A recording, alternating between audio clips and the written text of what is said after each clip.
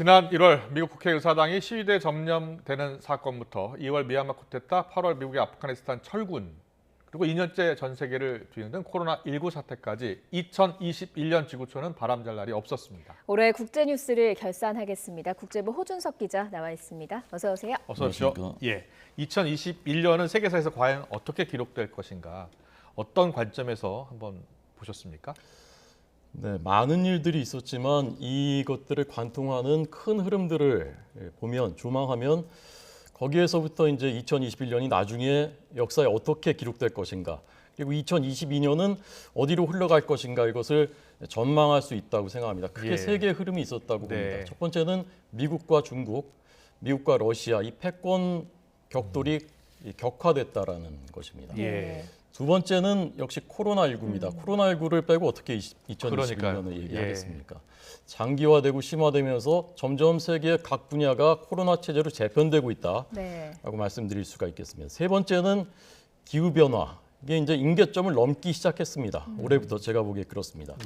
사실 이 제일 중요한 문제일 수도 있는데, 이 문제는 또 뉴스큐에서 별도의 주제로 다루실 예정이기 때문에 맞습니다. 오늘은 첫 번째, 두 번째 이 흐름을 중심으로 결산을 하고, 그다음에 올해 세계 인물을 소개해드리도록 하겠습니다. 알겠습니다. 첫 번째 주제로 이야기해 주신 미국과 중국, 미국과 러시아의 대결 같은 경우는 사실 익숙하잖아요. 그런데 올해 꼽으신 이유가 있습니까?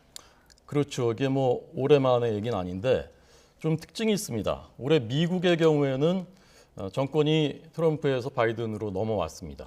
트럼프의 미국은 아메리카 퍼스트, 다른 나라는 뭐 잘 모르겠고 우리 이익이 먼저다라는 거였는데, 지금 이제 올해 1월 5일에 있었던 바이든 대통령 취임식인데, 바이든의 미국은 미국의 전통적인 가치, 세계 경찰 국가, 여기로 돌아가겠다는 것이죠. 그걸 상징적으로 보여준 것이 이달 초에 있었던 민주주의 정상회의입니다. 여기에 중국, 러시아는 초대를 받지 못했습니다. 그래서 민주 대 반민주, 선과 악, 이런 구도로 세계를 구획하겠다라는 것이 바이든의 생각이다라고 볼 수가 있겠습니다. 중국과 러시아도 사실 좀 달라졌습니다. 물 있으면 좀 중국, 물 좀 갖다 주시겠습니까? 먼저 중국 얘기인데요. 지금 보시는 화면이 지난 7월에 있었던 중국 공산당 100주년 기념식입니다. 베이징天安门 광장에서 열린 이 기념식에서 시진핑 주석이 이런 말을 했습니다. 누구든지 중국을 건드리는 사람은 머리가 깨져서 피를 흘리게 될 것이다. 공개적으로 연설을 했습니다. 권력 기반이 더 강화됐죠. 황제라고까지 불립니다. 이런 시 주석과 미국이 최일선에서 부딪히고 있는 곳이 바로 타이완입니다. 타이완은 차이잉원 총통이 탈중국 행보를 강화하고 있습니다. 게다가 올해 전 세계적인 반도체 공급난이었는데 여기가 반도체 생산 기지지 않습니까? 그러니까 경제적인 가치는 더 높아진 거죠. 그래서 내년 10월에 이제 시진핑 주석이 3년임을 확정하는데, 하나의 중국 기치를 내걸고 있는 시 주석이 이때를 전후해서 타이완을 침공할 가능성이 없다라고 얘기는 지금 누구도 하기 힘든, 물론 미중 모두에게 부담입니다만은 그런 상황입니다. 알겠습니다. 이 미중 패권 경쟁 갈수록 격화되고 있는 것 같고요. 미국과 중국뿐이 아닙니다. 미국과 러시아의 충돌 상황도 조금 달라지고 있는데요. 사실 푸틴과 트럼프는 서로 좀 친하지 않았습니까? 그랬는데 트럼프가 떨어지는 바람에 또 바이든은 푸틴을 별로 그렇게 좋아하는 것 같지 않더라고요. 네, 사실 이제 트럼프 시대에 조금 미러가 약간 이제 긴장이 완화되는 그런 그 트렌드가 있었죠. 그렇습니다. 바이든이 되면서 다시 이제 격화되고 있는, 여기는 최일선이 어디냐? 우크라이나입니다. 올해가 소련이 해체된 지 30주년 되는 해입니다. 지금 이제 러시아 지도가 나오고요. 그 옆이 우크라이나인데 원래는 여기가 소련 영토였죠. 소련 시절에는. 그랬죠. 그리고 그 옆에 이제 분홍색 표시된 곳들이 옛날 그 소련의 위성 국가라고 불렸던 동구권 국가들인데요. 물 주셨으니까 물 드시고 천천히 설명해 주세요. 우크라이나 같은 경우에는 러시아와 분리하면서 계속 충돌이 있었던 나라입니다. 그렇습니다. 이게 원래는 이제 소련 영향권, 러시아 영향권에 있던 나라들인데 지금은 다 나토, EU 소속 국가가 됐습니다. 그렇습니다. 거기다가 우크라이나도 지금 나토에 가입하겠다고 하고 있습니다. 러시아 입장에서는 우크라이나는 국경을 맞댄 나라인데 여기까지 나토 소속이 되면은 군사적인 큰 위협을 느끼게 되는 것이죠. 그렇죠. 예. 그래서 지금 그 러시아 푸틴 대통령 입장에서는 우크라이나는 자기들과 문화적인 뿌리도 같고 역사적인 뿌리도 같고 민족적인 뿌리도 같다. 예. 제국 부활의 상징으로 우크라이나를 다시 수복하는 것을 내심 바라고 있습니다. 네. 저 밑에 지금 살짝 놓쳤는데 크림반도가 지금 밑에 붙어 있었거든요. 네. 크림반도요? 밑에. 예, 네. 이게 중요한 데인데요. 예. 지금 이 우크라이나 국경 지대에 러시아가 17만 명 정도 병력을 배치해 놨거든요. 네. 네. 그래서 내년에 침공할 수 있다라는 전망이 나오는 거죠. 흑해 바로 위에 있는 네, 크림반도. 저 크림반도가 예. 왜 중요하냐면 2014년에 7년 전에 푸틴 대통령이 저기 침공했습니다. 실제로 네. 우크라이나 예. 영토인데 강제 병합을 했습니다. 그러니까 이런 일이 다시 일어나지 않을 거라고 누구도 장담을 하기 어려운 상황인 거죠. 그때 그렇군요. 미국과 나토는 손도 쓰지 못했습니다. 예. 네. 새해 과연 이게 뭐 타이완이나 우크라이나 정세가 좀 어떻게 될지도 지켜봐야 할 것 같은 상황이 그렇습니다. 됐는데 1월 네. 10일에 미러가 일단 협상을 네. 시작합니다. 네. 그런데 뭐 이렇게 주도권 다툼을 하고 있는 와중에 미군이 8월에 아프가니스탄에서 철군을 하면서 뭐 아프간도 상당히 혼란스러웠고 이야기가 많았지 않았습니까? 그렇죠. 그러니까 네. 사실 바이든이 내걸었던 기치하고는 사실 반대되는 맞습니다. 말씀이거든요. 예. 그러니까 결국은 세계 경찰 국가라고 하지만 최종적으로는 미국이 자기 국익에 따라서 행동한다라는 것을 보여준 사건입니다. 예. 20년 만에 아프간에서 손을 떼고 나가고 이제 이슬람 무장단체 탈레반이 다시 정권을 네. 접수했는데 지금 넉 달 지났거든요. 예. 넉 달이 지난 지금 아프간의 상황은 이렇습니다. 전체 인구가 3,800만 명입니다. 예. 이 중에 60%에 해당하는 2,280만 명이 식량 부족입니다. 네. 그 중에 900만 명은 아사, 그러니까 굶주려서 죽을 위기에 처해 있는 것이 지금 아프가니스탄의 상황입니다. 그렇군요. 네. 지난달에 이런 기사가 나왔었습니다. CNN 기사인데요. 굶주림과 빚에 쪼들린 한 가장이 9살 된 자기 딸을 50대 남성에게 신부로 비극적이네요. 수백만 네. 원을 예. 받고 팔아 넘겼다라는 네. 많은 세계인들의 마음을 아프게 했던 기사였습니다. 예. 예. 올해 국제 정세 두 번째 큰 흐름 볼까요? 코로나19 장기화라고 볼 수 있습니다.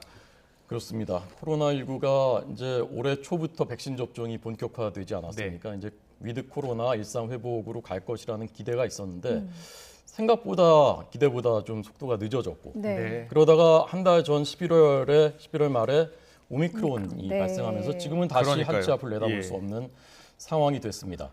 지난주에 이런 통계가 나왔습니다. 미국에서 9월 달에 9월에 440만 명이 사표를 냈습니다. 네. 이 사람들이 직장을 다 잃어버린 게 아니라 대부분이 재택근무 또는 디지털 산업으로 직종을 옮겼다라고 아. 네. 분석되는 것이죠. 예. 예. 이 얘기는 이제 코로나 체제가 경제 일시적인 변화가 아니라 아예 영구적으로 경제 체제가 비대면 또 온라인으로 옮겨가고 있다는 것을 상징적으로 보여주는 예. 것입니다. 알겠습니다. 실물 경제로 넘어가면요. 예. 코로나로 돈이 많이 풀렸지 않습니까? 네.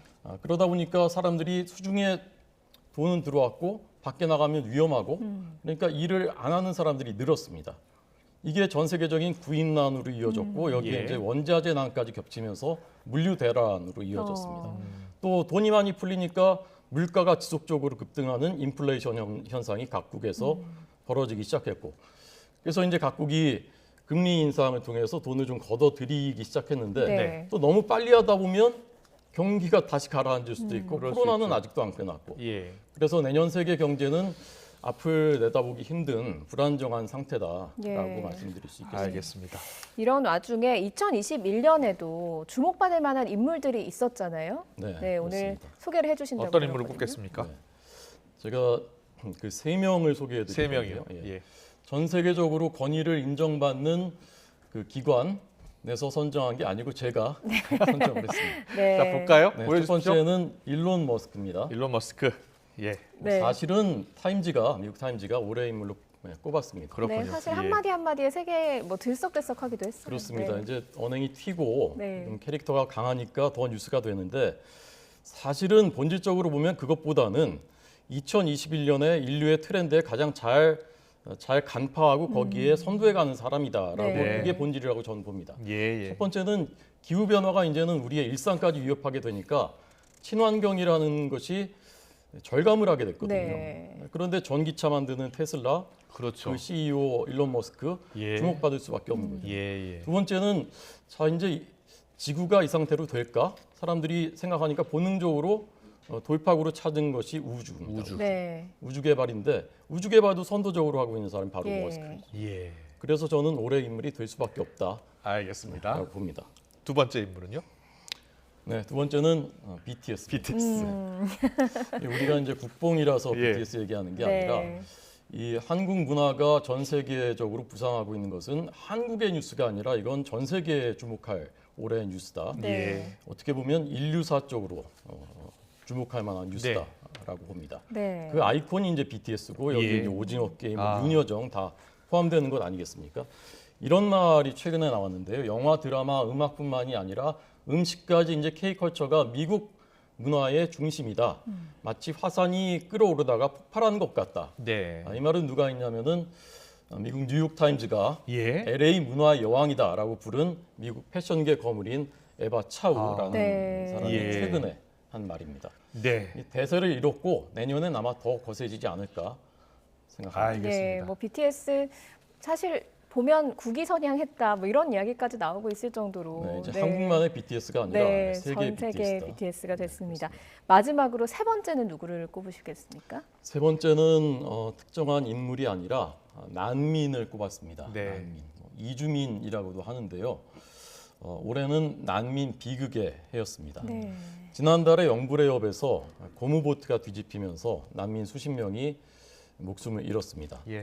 또 지난 올해 이달 초에는 멕시코에서 짐짝처럼 트레일러에 실려 있던 그 트레일러가 전복되면서 또 중미 난민 수십 명이 또 목숨을 잃었습니다. 네.